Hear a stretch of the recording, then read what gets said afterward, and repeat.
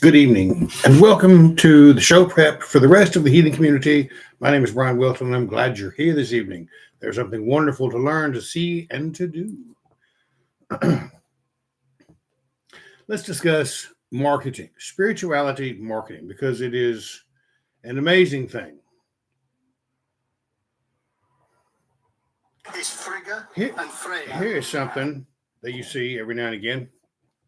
Most often, if you're going to be a guru, how would you best determine what is the best way, how your market is made up? Who are the people that are paying attention to you? What people have shown up on your doorstep? How will you cultivate a message to keep those people engaged and pilfer them of funds? This is the root of the idea of the spiritual marketing and the guru, right? The things that entertain me the most. When someone shows up, there are a couple of things that you need to be aware of right off the bat when you decide to follow someone on social media as if they might know something, including myself.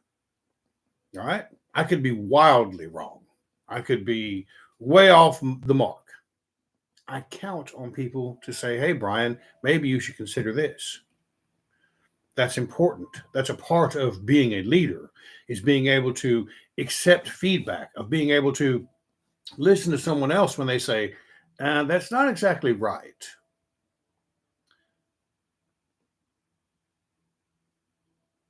When you have a man, he's got the proper tattoos, got the proper haircut, wears a vest and the Thor's hammer, has a staff, has a British accent, gray headed like me, calls himself a Vitki of all things, calls himself knowledgeable, been doing it forever. I know people like that for real. I also know people like that are frauds. This gentleman put out a poll. So, how do you know what to say to your people? Well, this is the thing that bothers me the most. This is a sure sign of dealing with someone that's a fraudulent guru. When they put out these ideas that I believe Freya and Frigga are one and the same.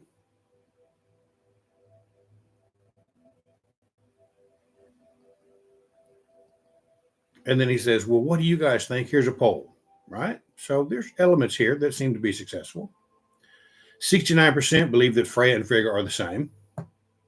31% believe, no, they're not the same, because this man, he has a little argument to go with it. This is an argument that originated with men that have less than a passing acquaintance with any of Joseph Campbell's work, Alan Watts, Nietzsche, and several other great authors who have put together a body of work that suggests that they are the same, except they have different names. Well, Odin has a bunch of names, yes, and we're told that they're all names for him before we go any further. But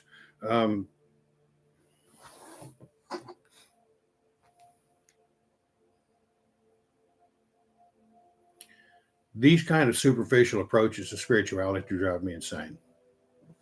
Good evening, John. Good evening, Jeremy. Let's see if I can go over this. Are Freya and Frigga the same, or are they one and the same? To me, I believe they are one and the same.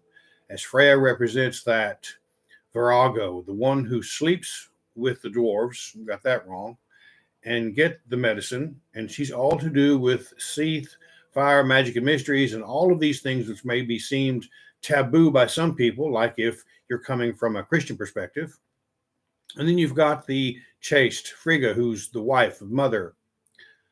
It's a protectors over sons who go to war and all of these things, that the household and domestic things, spinning the fates. But I believe they are one and the same, because I believe the goddess has every aspect of this. It's just that the one is the chase, that you've got that medicine. Let's not forget the word frig, or frig in English, is another word to have sex. Interesting. Wherever they made that up. So I believe it's a carryover, and I believe that's been Christianized to make it more sanitized and acceptable to have this sort of within the stories. But I do believe that they are one and the same. Because a woman, you have the chase, it gets to sex, and the passion of children, and everything else, death aspects, life aspects, magic, cedar, the whole works.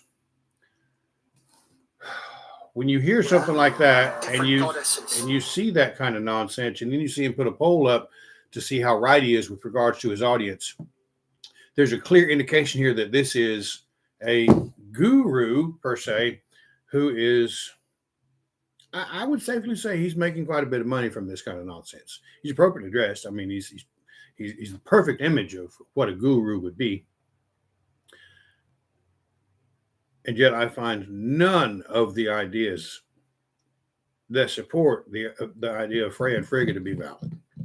Let's discuss some of that for just a second, because I believe it's very vital to understand if our ancestors gave these goddesses two different names and two different roles within the feminine divine, there's a reason for that. All right? There's a reason for that. When we look at Aegir's feast, I boiled it down to the idea that all of these deities, gods and deities, represent aspects of ourselves. But I did not say that they're one and the same. See, you have to consider that at one time, the Hebrews were pagans. And I have yet to be convinced that the one deity they chose to be the one above all is in fact a good one. It would not surprise me in the least to come to find out that, their version of the trickster god came to the throne. Because it's sure been a problem ever since. Now, the idea of Freya and Frigga being entities of their own, all right, we got it. Watch out, there goes a bad one. That was a bad one. I don't know what to think about that nonsense. Can't even have my doors open because people are driving around. But important people will be loud. We just don't know. When we look at the ideas of the Poetic and the Prose Edda, and specifically in the Gylfaginning, when they break it down, I've talked much about the journey, but there's some other things that have to happen. In Joseph Campbell's book, Goddesses, it's available on audiobook, and it's a part of his collection of world mythologies, Atlas of World Mythologies. There are very interesting concepts to go with that. One is this idea of these very different women guide men through all their lives. Even Perseus, when he goes to slay the Minotaur, right? Or is it Theseus? One of the bastards gets to go kill a half man, half bull, but he's got to follow a string. And that yarn is given to him by a woman to find his way out of the serpent, to slay the great beast within. Interesting. I'll find this here real quick, talking about the gods and the goddesses, who they are and what they do. Because he goes to the Aesir first, but then he goes to the Aesir, who are very important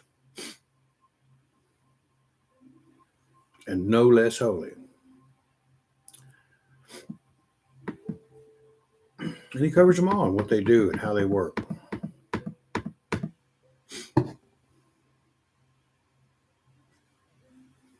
Which are the Aesir, right? So there's an entire different aspect of the feminine divine within our spirituality that delineates and separates the various aspects of the feminine being.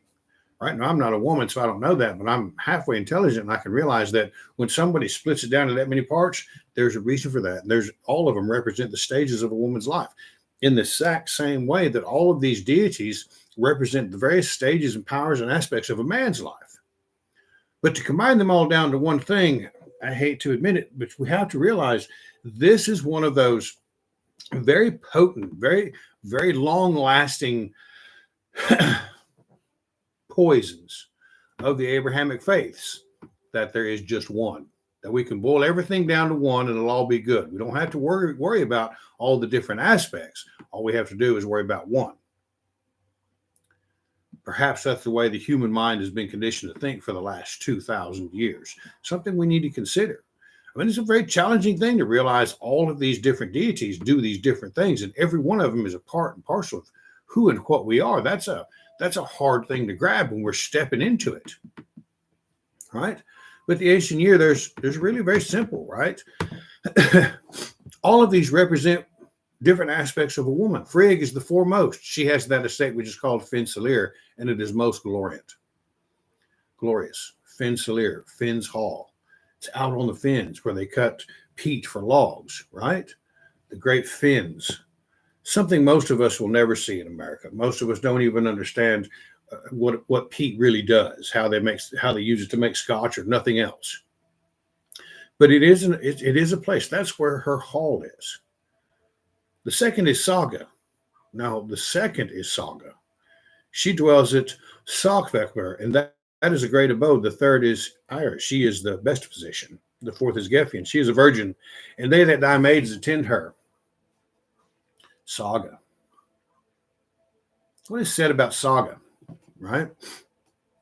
He goes on to talk about Odin drinks from golden cups every morning at the edge of the lake where Saga lives. I hear this too. I hear the same thing that, well, Frigg and Saga are aspects of the same thing, are the same goddess. It can be considered that, yes. I don't know, John. I feel like that might be a stretch. You have to lay that one out for me. I kind of see it. Well, shit, I do see it. Okay. I got to put some thought into that. But yeah, I see where you're coming from with that. Right? So Saga dwells at Salkvekber, right? So that is the hall. It's the hall at the edge of the lake. That is a great abode. The third is Eris. She's the best physician, right? The fourth is Gefion. She's a virgin. They that die maids attend her. The fifth is Fulla. She is also a maid and goes with loose tresses and a golden band about her head. She bears the ashen coffer of Frigg and has charge over her footwear and knows her secret counsel. Freya is most gently born, together with Frigg. Now, where does Frigg come from, and where does Freya come from? Freya is one of the Vanir. Freya is the offspring of Jord and Njord. When you have Frey and Freya, they're literally the abundance of the world and the passion of men and women, the divine twins.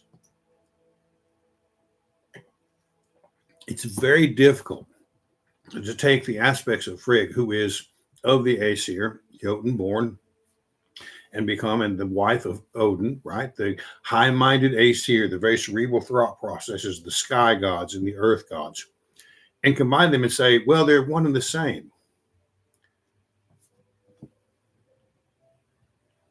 When we do these kinds of things, the one thing we need to be very much aware of is that we mitigate or reduce or change the depth, breadth, and scope of just how rich our spiritual heritage is. We rob ourselves of this great tapestry of spirituality that has a way of changing our lives. This is not what we want. The sun's finally coming out, thank goodness. It's a beautiful evening. It's been cloudy all day. Now the sun shines. As we begin to talk about the goddesses, how appropriate. I love it. Freya is most gently born, together with Frigg. She is wedded to the man named Oder. Their daughter is Nos. She is so fair that those things which are fair and precious are called Nosir. Nos and Gersimene, the two girls that Freya raises by herself as the single mother, literally mean treasure. So Freya, her children mean treasure. Frigga, her son, represents the foundations of justice in the world, Balder, and then her grandson, Forseti, who is the god of justice. Very, very different lineage, very, very different power, and very different appeal.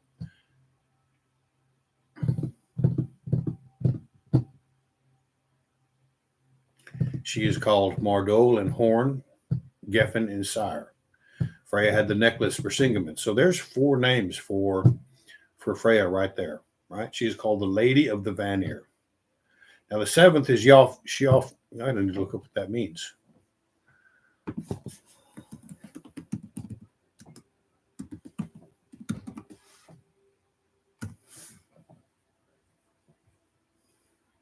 Mardal is the one shining over the sea brightener, right? So she's the daughter of Jord, who is the gods of the sea. So that makes sense.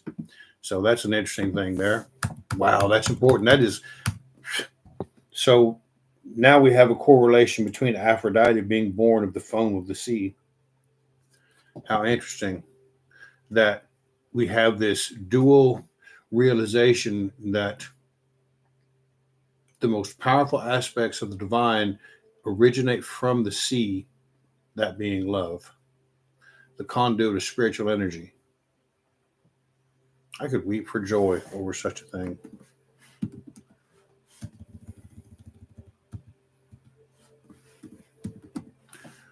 Well, horn's going to be hard to look up because I don't have that little dot thing.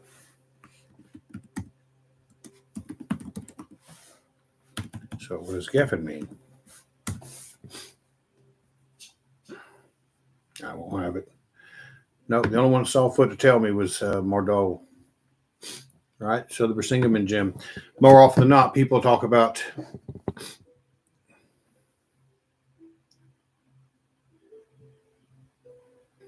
the Brisingamen gem is this beautiful necklace that everyone says is the foundation of the story of Snow White and the Seven Dwarfs. That is the story from which that has emerged in today's world of Freya and the Seven Dwarfs. Now, everybody says she slept with the Seven Dwarfs, all of these things, and perhaps she did. But I think perhaps a better way for us to understand that is these dwarves invited this aspect of love of their craft into their realm, so they might attend to their craft. I bristle at the idea that this goddess of love be considered passed around like a bong at the dwarven orgy.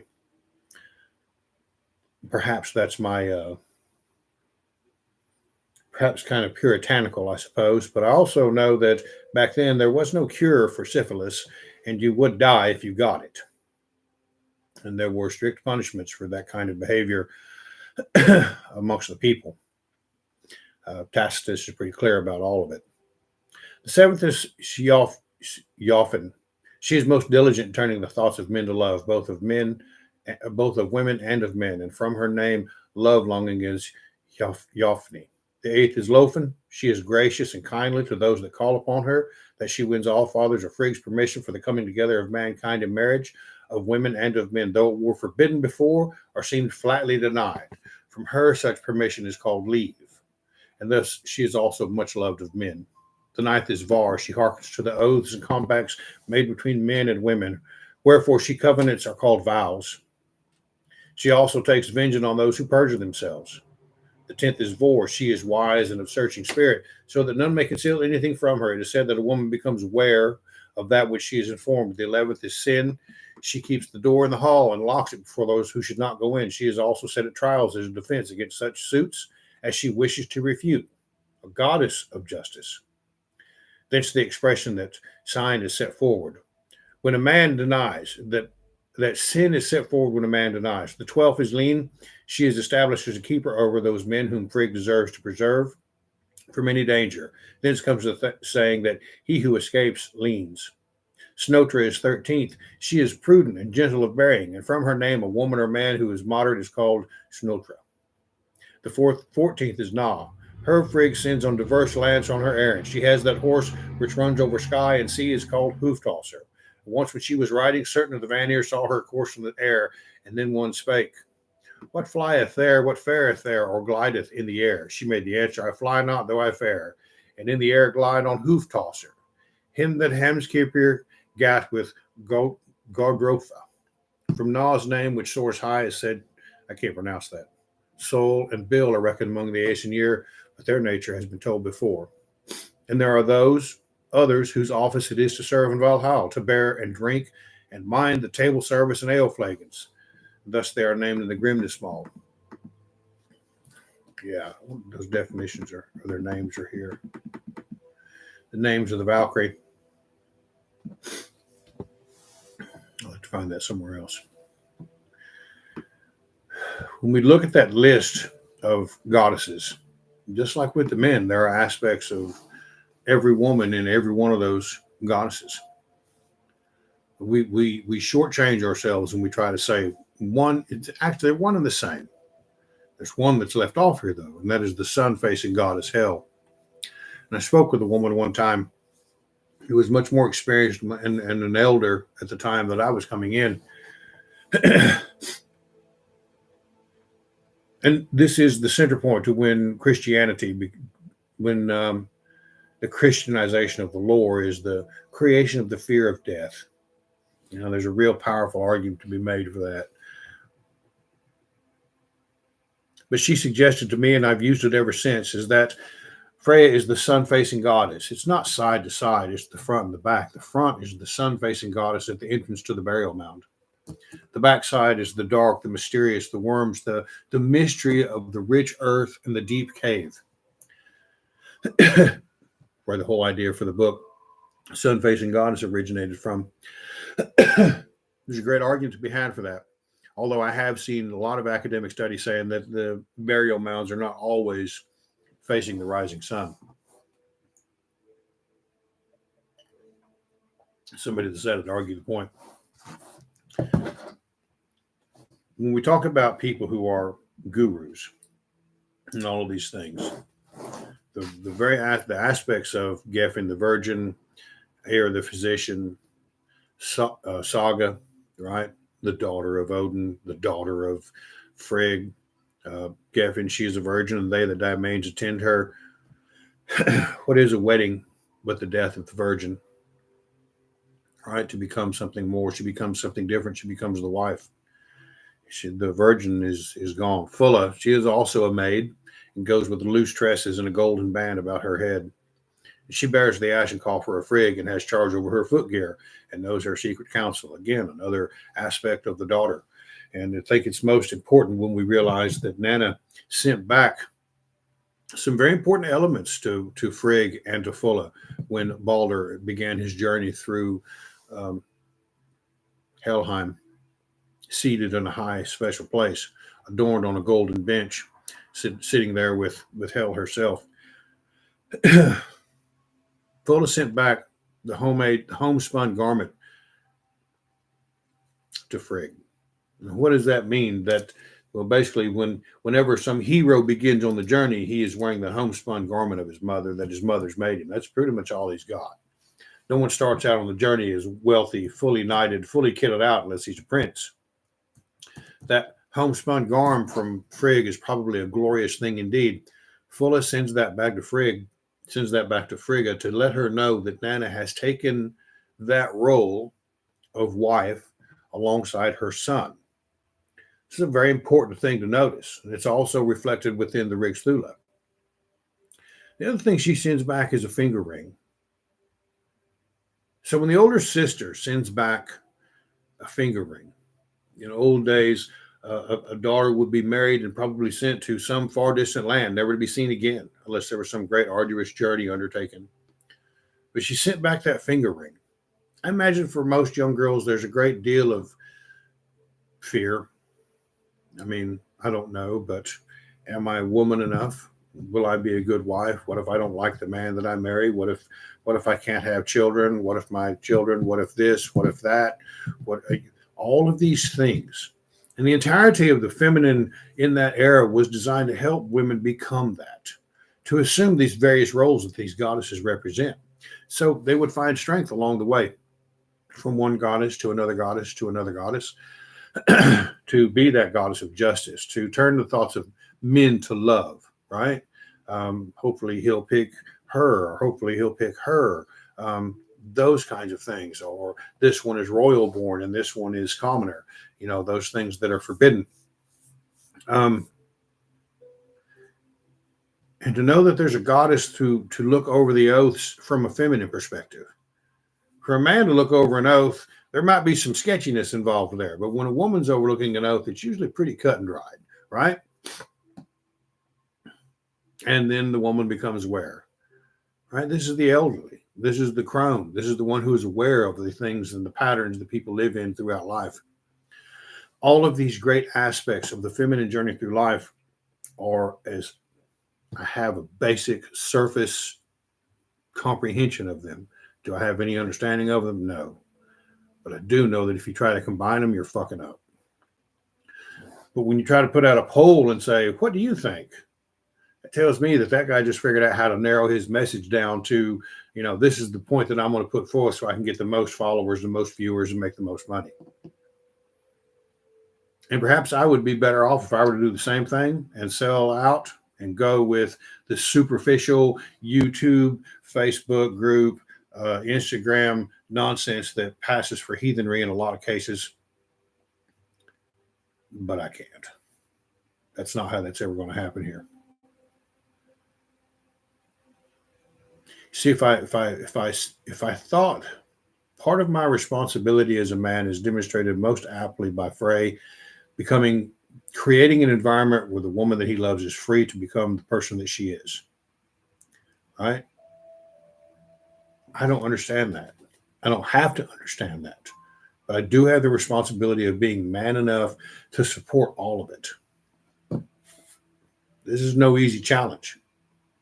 But it does mean every now and again I need to ask, help me understand how we can do this better. Or the reminder that I am paying attention to what's going on here. Because my head is in the cloud most of the time. I'm daydreaming or doing something, or I'm writing, or I got some idea, or there's some nonsense going on, or I'm, dealing with all the things that I got to deal with. It's very easy for men to get wrapped up in themselves. The presence of the AC in a man's life is the powerful reminder of being able to be that partner that's worth having.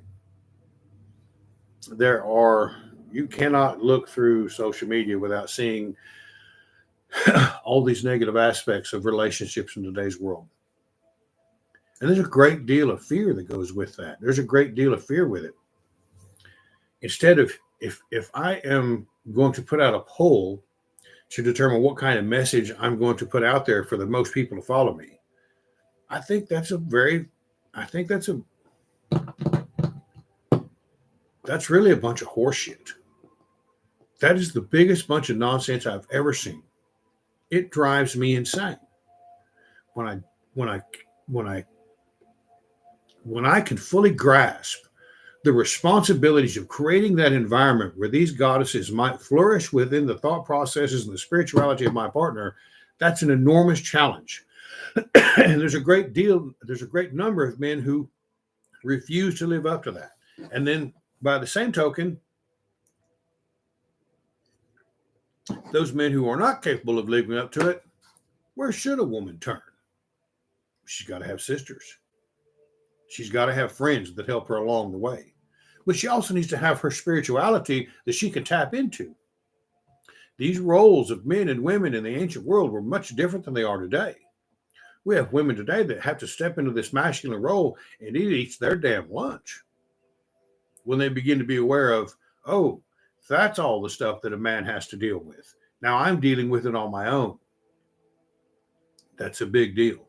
And there are millions of them having to do it every day. So why would we allow individuals to say, no, let's take a little bit of the depth of the spirituality the women in our lives need and minimize it to, well, they're just really the same thing. What a charlatan. Such things frustrate me.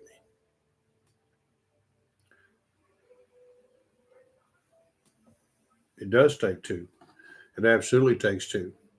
It is a difficult thing to do it on your own. A man can do it, but he's alone. A woman can do it too, but she's alone.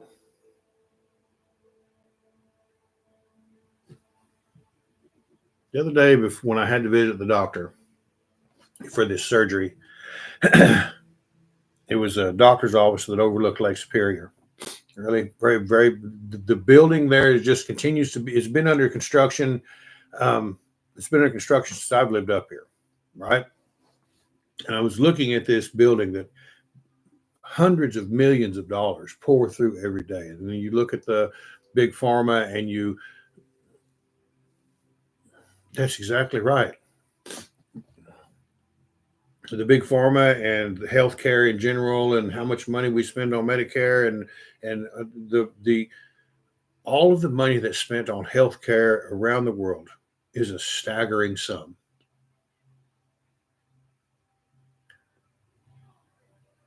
But we are not engaged in wars of expansion. We are not, the average person is not engaged in building a kingdom or protecting the borders or any of the other things that our ancestors engaged in. We have more children being born. We have a lower infant mortality rate. We have longer lifespans. We have all of these great things in this society, and yet there are countless injuries and ailments that we have to deal with in a world that should be, by all considerations, is the most prosperous time in the history of the world. And yet we're spending all this money to take care of ourselves. Boiling it down to the lowest common denominator is not the way to go with regards to our spirituality. So the world we live in is tough to begin with, even though it's a great peacetime world for the most part, except for the Middle East, except for India and some of the areas in Southeast Asia that are where Hindus and Muslims battle, where Jews and Arabs battle, and ancient hatreds take root and boil over.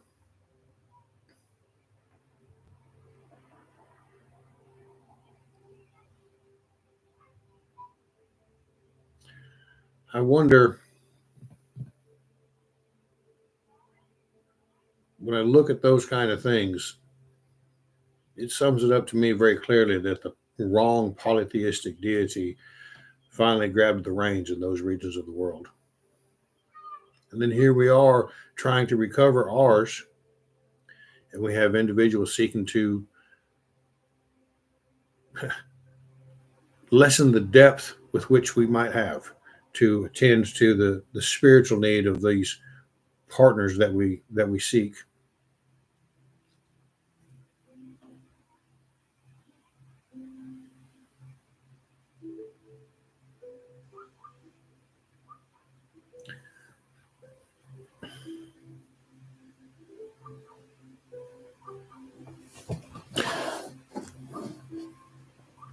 Saw another deal today of a lady that stepped on a scorpion, and she considered the scorpion to be the path of the.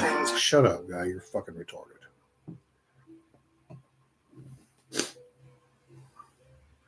So this young lady decided that the path of the scorpion was the way for her. 1 year ago, she was stung by a scorpion for the first time. It was a black baby scorpion whose sting hits way harder than the adult because they're still learning to properly dose their venom. She was shown a powerful vision while the poison was pumping through her veins, shaking and sweating. 3 days later, she was stung on the tip of the finger by another baby scorpion.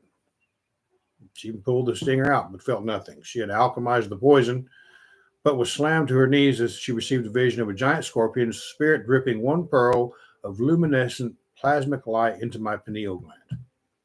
I watched as it internally dripped down my spinal column and into my womb. I had received the poison medicine.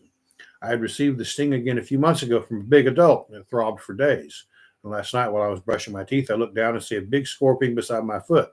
We released it. As I was singing the kiss to sleep, I thanked God for not stepping on it. I crept downstairs once again. They were dreaming and immediately stepped on something I don't recognize, but I know. I lift up my foot, and the biggest female scorpion I've ever seen runs out from under my foot, stretching herself back out as she goes. All right? Didn't get stung, though. Now, she has an interesting, so I'm thinking, okay, this person's a little bit out there, right? But the poisoned wound, there was something to that kind of caught my eye. The strongest poison can be alchemized into the most powerful medicine.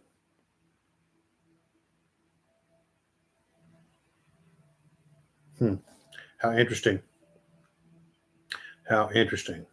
So I thought, well, I'm not sure about all that. So I asked a friend. This is what they call an apotropaic experience, and the ancients knew it well. The Egyptians had a protective scorpion goddess who was associated with healing. The serpent associated with the healing deities. When Medusa was slain, Athena took her blood and gave it to Asclepios, where a portion was set aside as a poison, while the rest was transformed into a healing medicine. Circuit, interestingly, she's the daughter of Neith, who is associated with Athena. And so this association is present in both cases with her.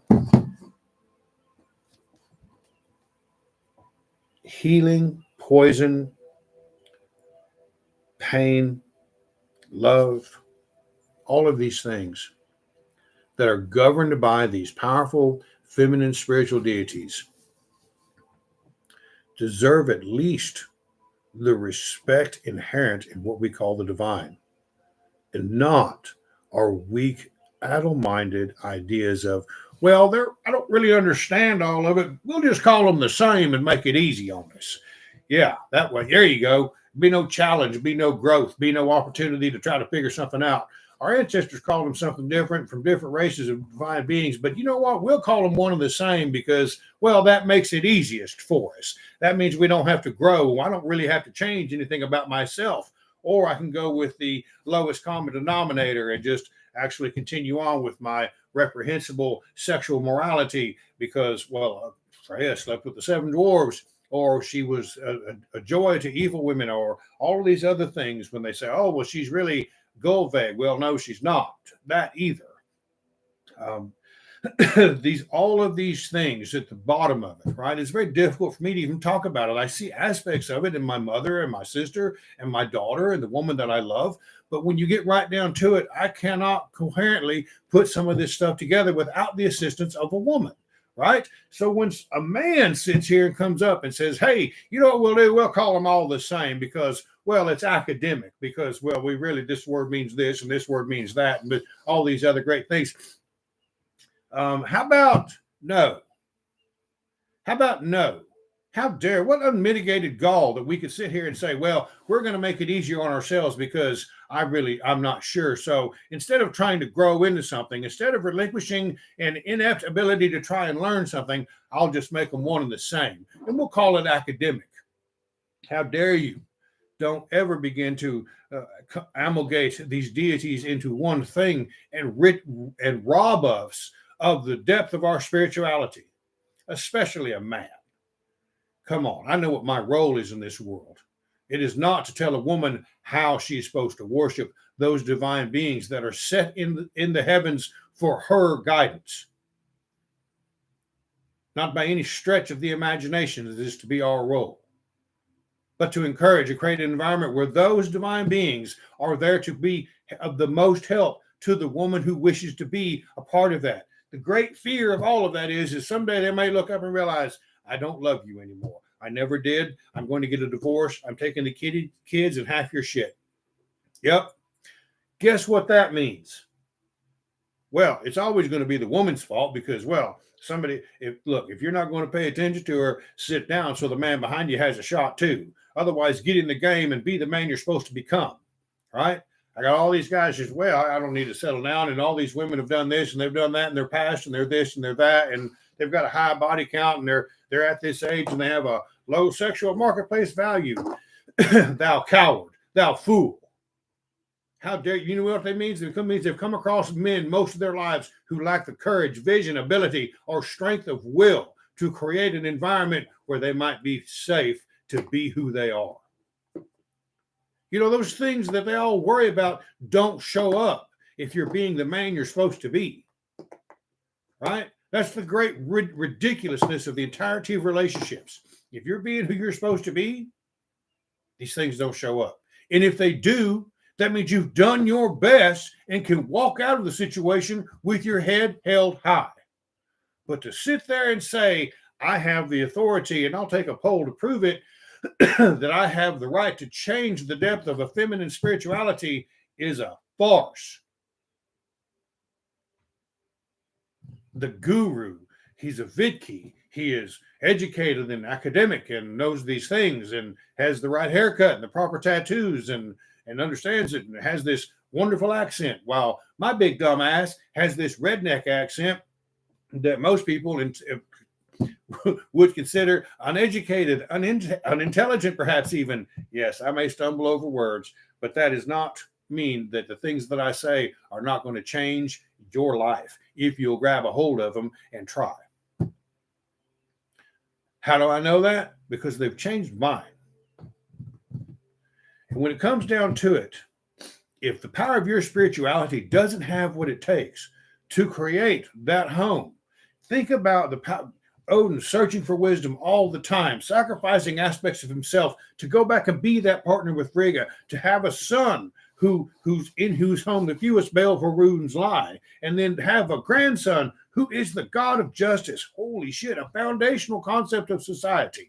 To be a partner with a woman, with a feminine divine that creates this powerful son who will inherit everything after he goes through his own trial and journey, and leave behind a son who is the foundation of justice, an element of civilized society, the world itself. Do we not see that that's the goal? Do we not see that that's the thing we need to look for the most? And Freya, when Freya in this Vipdag mall, when this Vipdag returns, Freya has created the Hill of Healing.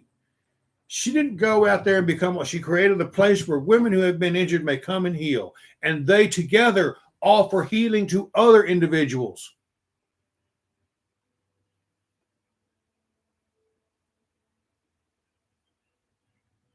This great, you can tell this kind of stuff bothers me the most.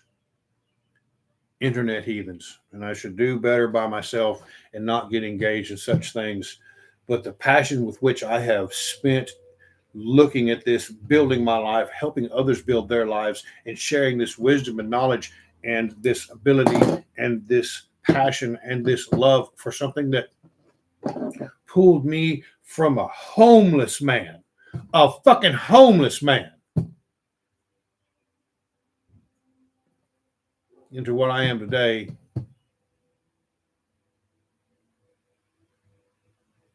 It's very difficult for me to stand by and not say a word when a fool shows up.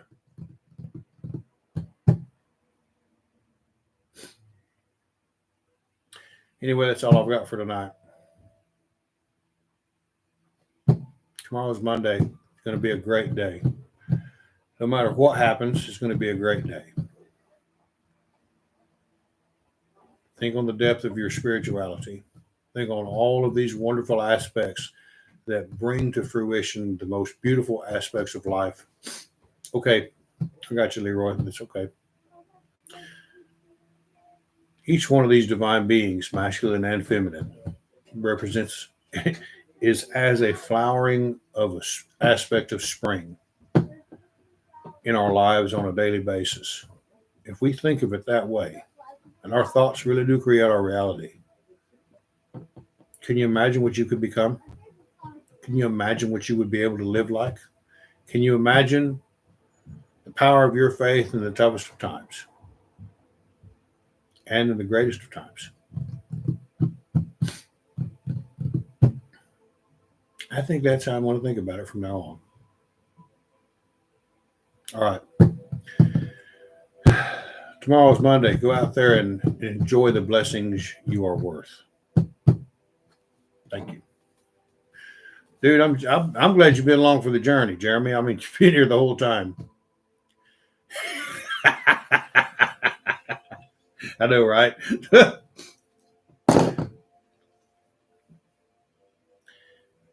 Let's find the best for those people that we love the most. I think that's at the heart of everything that we do, is we've got to use this spirituality to find the best for those people that are along the journey with us. You're in Arizona, aren't you, Jeremy? No, I'm thinking of somebody else. Where are you at, Jeremy?